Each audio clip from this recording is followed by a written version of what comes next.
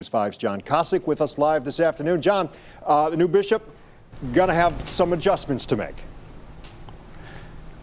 Several for sure, Rob, especially the fact that the new diocese that he's moving to is 5 times larger than the one he is leaving in Greensburg, Pennsylvania. That plus the fact that he was dressed in a suit of black with white collar today, he admitted to being a fan of the black and gold.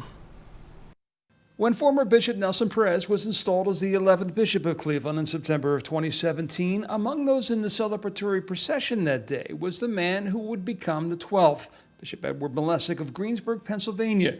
Truth be told, it's the last time he was in Cleveland, but he said he's well aware that the church he's inheriting here is impressive. I know that because I Googled it. And he also spoke by phone with the man he's replacing, Archbishop Perez. He said to me, "Ed, I have 2 words for you. Lucky you." The 59-year-old's only other tie to Ohio was his time in the seminary in Columbus. The challenges the church faces today, though, he says, know no border. We have COVID-19, racial tensions, and political divisions. We cannot ignore these challenges. There is also the challenge of dwindling church participation, fueled over the last decade or two by the church sexual abuse scandal. There's a crisis of credibility because bishops in the past did not do the things the way that bishops today would be doing. I sometimes think that they've heard about a church that I don't belong to.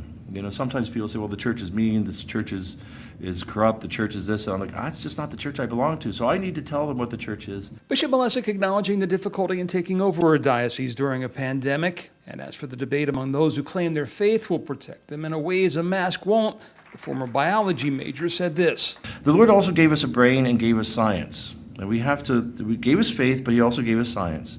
And we have to use the best science we have available. And so I listened to the experts. The lifelong Pennsylvanian, though, had one request: to ease his transition from Steelers country to Browns. Can I at least bring one terrible towel with me for old time's sake? Most definitely. Everybody needs something to dust with. The new bishop will be formally installed as head of the new Catholic Diocese of Cleveland on September 14th. Oh, you were being very kind with that line, actually. So Bishop Perez wasn't here, 2.5 years. What are the chances that the new bishop is here for a longer stay? Very likely, Rob. The Vatican does not like change, especially after you have a quick turnover like we had with Bishop Perez after 2.5 years. And consider this, the 10 bishops prior to Bishop Perez served an average of 17 years apiece in the post. Thank you, John Kosick. Always great to see you. Did you notice John wore his Browns tie for that story? Way to go, John! All right, story.